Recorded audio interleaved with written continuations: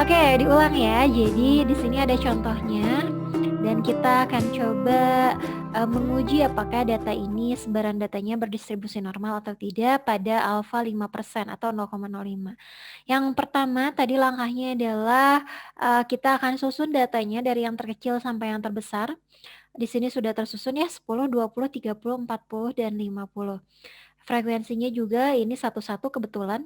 Kalau di sini ada lagi 10, berarti yang 10-nya jadi 2, seperti itu ya. Kemudian ada F kumulatif. F kumulatif itu adalah F awal ditambahkan dengan F setelahnya. Ini kan F awalnya 1, berarti di sini 1. Tambahkan dengan yang sesudahnya 1, berarti 2. 2 ditambahkan lagi dengan yang sesudahnya 3. 3 ditambah lagi 1, 4. 4 ditambah lagi 1, 5. Dan frekuensi kumulatif yang terakhir ini harus sama dengan jumlah frekuensi totalnya.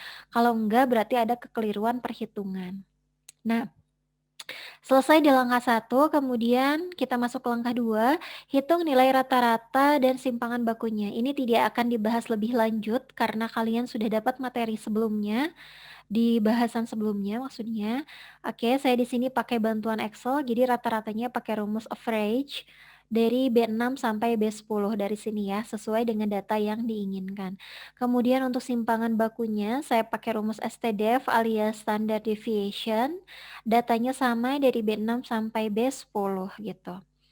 Nah, setelah itu kita lanjut ke langkah yang ketiga, yaitu ubah nilai data X menjadi Z. Maksudnya transformasikan nilai data ini kan nilai data ya, ke nilai Z dengan rumusnya adalah nilai data dikurangi rata-rata dibagi simpangan baku. Artinya 10 dikurangi 30 dibagi dengan simpangan bakunya 15,81. Kalau dirumuskan di Excel seperti ini. Nah, kenapa di sini muncul string-string? String itu seperti yang sudah dibahas sebelumnya, itu untuk mengunci. Kenapa? Karena di sini C13 ini adalah rata-rata, di mana rata-rata ini dipakai untuk semua data. Mau itu data 20, 30, 40 maupun 50 itu pakai tetap rata-ratanya itu 30. Jadi harus kita kunci karena kalau kita tidak kunci maka dia akan bergeser gitu. Dia akan otomatis bergeser. Nah, gitu. Nih, kalau misalkan saya nggak kasih string ya di sini. Nah, nih saya coba nggak kasih string di sini. Maka dia sama hasilnya, tapi ketika kita tarik ke bawah, nah dia tidak akan sama hasilnya. Kenapa? Karena prinsip dari kerja Excel itu seperti ini. Nah, ini kan gini ya. Maka ketika yang bawahnya turun satu, ini kan ditarik ke bawah turun satu sel, maka seluruhnya akan turun satu sel. Nah, kayak gini. Ini dari sini tadi turun satu sel, maka otomatis kalau tidak dikunci, si rata-rata juga akan turun satu sel. Begitupun simpangan baku akan turun satu sel. Makanya karena rata-rata dan simpangan baku yang diinginkan itu tidak turun-turun, makanya kita harus kunci gitu. Kita kunci kalau di laptop saya F4, disesuaikan aja dengan perangkat masing-masing, kemudian di enter. Nah, kayak gitu. Nah, ini sorry, ini yang dikunci ya. F4, nah ini. Kalau sudah dikunci, ketika ditarik ke bawah aman. Nah, gitu. Itu maksud dari dikunci. Oke, selesai langkah ketiga. Kemudian di langkah keempat kita hitung luas Z dengan menggunakan tabel Z. Oke, tabel Z-nya ini. Nah, kita lihat nilai Z-nya itu kan negatif 1,26. Artinya dari Z ini ke bawah kita cari yang negatif 1,2 ini. Kemudian kita tarik ke pinggir sampai angka yang ujungnya 6. Nah, ini berarti. Nah, ini. Ini kan kalau ditarik ke atas ujungnya 6 nih. Jadi negatif 1,2 negatif 1,26 di sini. Jadi kita tarik tegak lurus ini ke kanan dari yang 6-nya ke bawah. Ketemu di satu angka 0,1038. Di sini 0,1030. Itu nggak masalah ya ini karena selisihnya hanya kecil sekali. Angka keempat di belakang koma itu nggak masalah. Sama juga yang ini negatif 0,63. Kita cari ke bawah. 3 berarti di sini ya. Nah, kita cari ke bawah. Nah, ini 0,63 yang ini. 0,2643. Nah, ini 0,2635. It's okay. Hanya masalah ketelitian 3 4 angka di belakang koma. It's okay.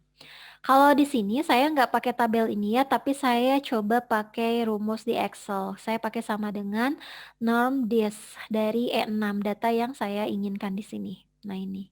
Kemudian saya drag tarik ke bawah aja dan selesai saya dapatkan luas Z-nya. Oke, setelah luas Z diketahui, maka kita lanjut ke langkah 5, katanya hitung nilai proporsi. FZ, ini nilai proporsi ya, boleh lambangnya nilai proporsi, boleh lambangnya FZ. Dengan catatan FZ itu bukan F kali Z ya, hati-hati. Tapi nilai proporsinya, rumusnya adalah F kumulatifnya dibagi dengan F totalnya. Ini 1 dibagi 5, 0,2, 2 dibagi 5, 0,4, dan seterusnya sampai 5 dibagi 5, 1.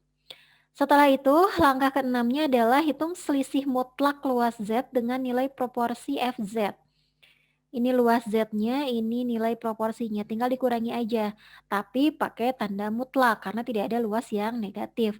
0,1030 dikurangi 0,2 harusnya negatif ya, tapi karena ada tanda mutlak jadi hasilnya positif. 0,2635 dikurangi 0,4 ini hasilnya dan seterusnya.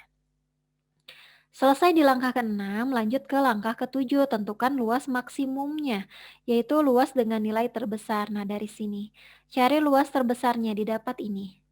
Nah, inilah yang disebut dengan L maksimum. Setelah itu, lanjut ke langkah 8, hitung L tabel dengan rumus L tabel itu adalah L alpha ini, N. Dengan N adalah banyaknya data dikurang 1. Ini kan datanya 5. Dikurang 1 jadi 4. Nah, nilai dari L tabel ini kita bisa lihat di Lilieforce, di tabel Lilieforce. Nah, kita lihat tadi kan alfanya 5%. 5% itu berarti 0,05 yang ini. Kita tarik untuk N-nya 4. Nah, ini berarti. Ini kan 4 ya. Sama caranya dengan yang tadi, tarik ke kanan. Yang 0,05 tarik ke bawah tegak lurus. Didapat 0,381. Oke, ditulis 0,381. Selanjutnya masuk ke langkah 9, kita tentukan kriterianya. Kriterianya adalah mana? Nah, data berdistribusi normal jika L max-nya kurang dari L tabel. Sekarang lihat L max-nya itu kan tadi berapa? 0,1365 ini. L tabelnya berapa tadi? 0,381. 0,1365 itu kan kurang dari 0,381. Artinya sesuai dengan kriteria ini karena L max-nya itu kurang dari L tabel maka sebaran datanya berdistribusi normal. Berdistribusi normal kayak gitu dan pekerjaan kita selesai sampai di sini. Gitu ya.